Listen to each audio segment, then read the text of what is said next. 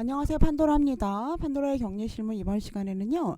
한국아파트신문에서 5월 3일 날 나온 기사입니다. 8월 18일부터 올해죠. 3,000세대 이상 아파트 정보 통신 설비 의무 강화라고 되어 있습니다.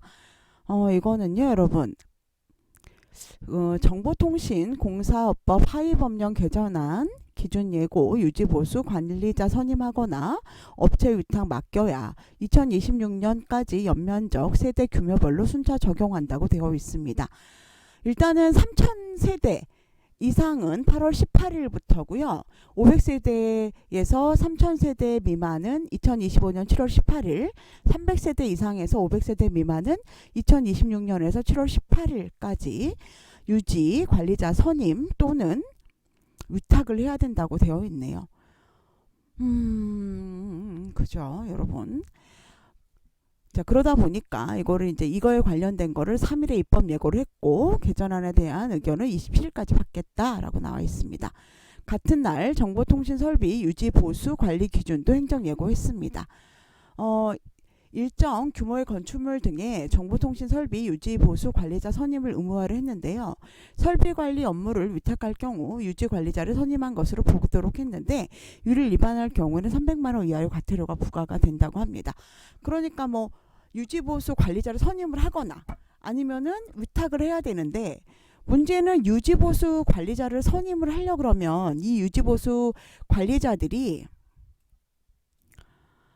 정보통신 자격자의 자격 이걸 보면은 특급, 고급, 중급, 초급 기술자로 나눠지는데요.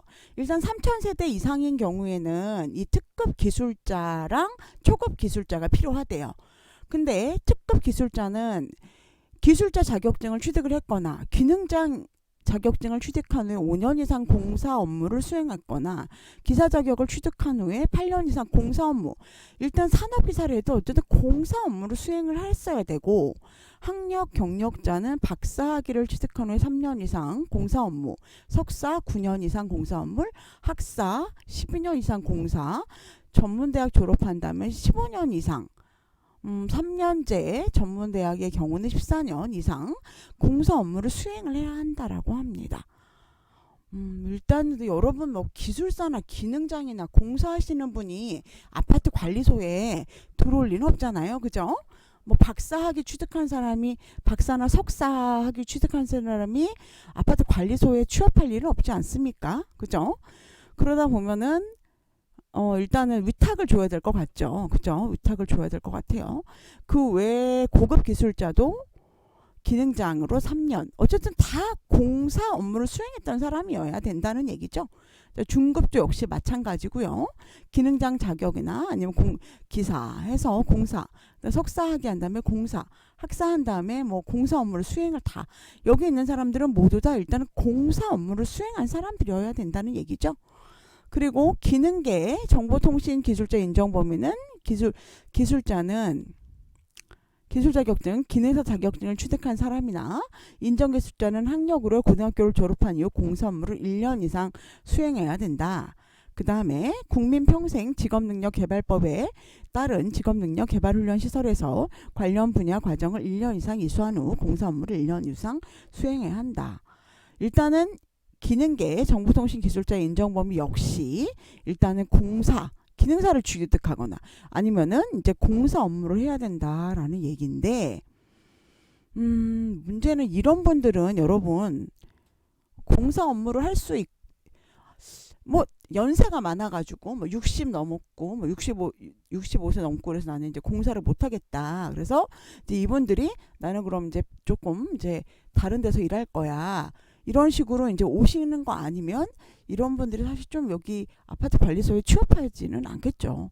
보통 아파트 관리소 직원들이 이제 전기나 기술 직원들이 뭐 300에서 400 정도, 많으면 400, 이제 적으면 300 정도인데 이분들 급여는 훨씬 높을 거 아니에요. 그죠?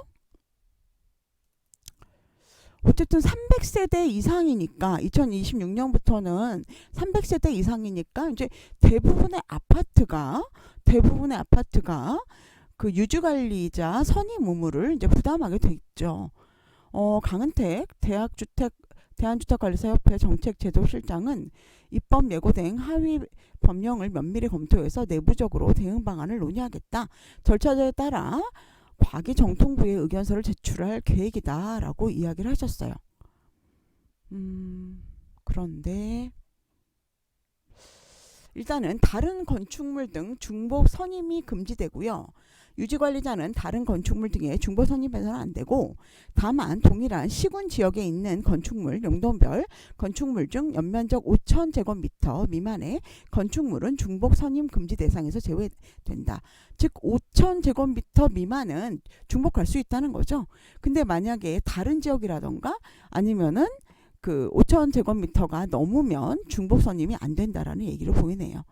유지보수 관리 및 성능 점검은 관리 주체는 매년 설비 종류 및 항목, 절차와 주기, 재해 방지 대책, 매뉴얼, 사고 또는 이상 상황 조치 방법과 재발 방지 대책 등의 내용이 포함된 유지보수 관리 및 성능 점검 계획을 수립해야 하고, 관리 주체는 설비 점검 후 점검표를 반기에 1회 이상 기록해야 한다. 관리 주체는 성능 점검을 직접 실시하려는 경우 특급 정보통신기술자 1명과 고급 이상 정보통신기술자 1명을 고용해야 한다고 합니다. 유지보수 관리 및 성능 점검 대상 설비는 큰 범위로 봤을 때는 케이블 설비, 배관 설비, 국선, 인입 설비 등 통신 설비, 방송 음향 설비 등 방송 설비, 네트워크 설비, 주차관제 시스템, 무인 택배 시스템, 영상 정보 처리기 시스템, 홈 네트워크 이용자 설비, 전유 부분 등 정보 설비, 통신용 전원 설비, 통신 전지 설비 등 기타 설비가 해당이 되고요. 이에 관리 및 점검이 필요하다고 판단되는 설비를 포함해서 관리해야 된다고 하고요. 홈 네트워크 이용자 설비 등 전유 부분의 정보통신 설비는 관리주차가 판단해 유지관리 또는 성능 점검을 실시할 수 있다고 합니다. 유지보수는 유지관리자 선임기준 별표 3에 따라서 선정하고요. 설계부터 정보통신 설비 품질 향상은 연면적 1만 제곱미터 이상 건축물에 설치되는 정보통신공사의 설계는 정보통신기술사가 하고, 정보통신관리원 배치 기준 중 특급 관리원을 배치하는 경우에는 기술사법에 따라 등록한 기술사가 배치한다고 하네요.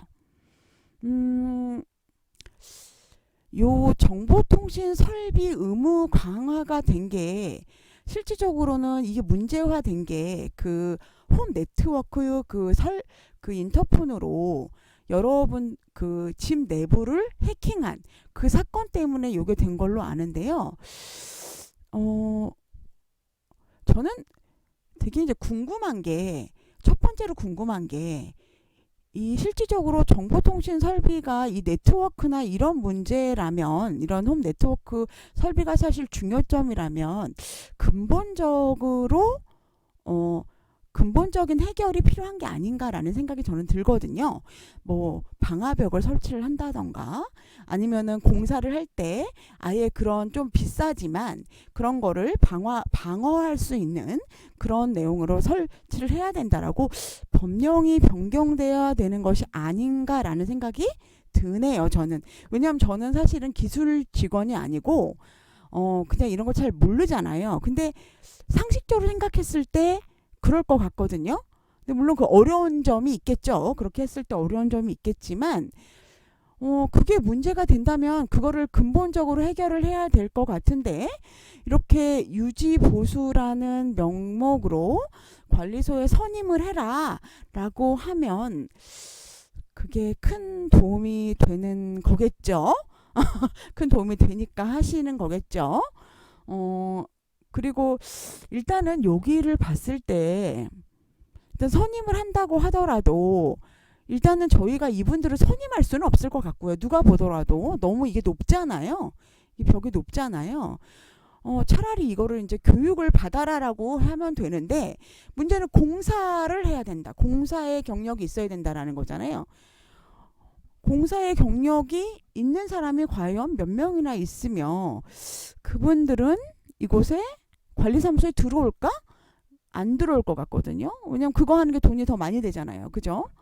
그런데 굳이 그 내용을 쓴 이유는 무엇인지, 물론 뭐 당연히 그분들이 그 능력이 있어야지만 할 수 있겠죠. 근데 이게 현실적으로는 업체에다가 위임해라라는 것밖에는 안 보이거든요. 유지관리 업체에 위임해라는 것밖에는 저는 안 느껴지네요. 이거를 봤을 때는. 그리고 마지막으로는 실질적으로 이게 유지 보수 관리이기 때문에 실제로 공사가 이런 일이 가끔 있잖아요. 그럴 때 이 비용 역시 별도로 발생할 거 아니에요. 그죠?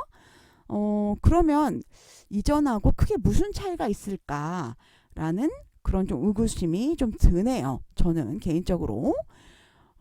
이게 제가 아마 이게 전문가도 아니고 이쪽을 잘 모르기 때문에 제가 그렇게 생각을 하는 걸 수도 있을 것 같은데 그냥 제 상식선으로는 그렇게 생각이 듭니다.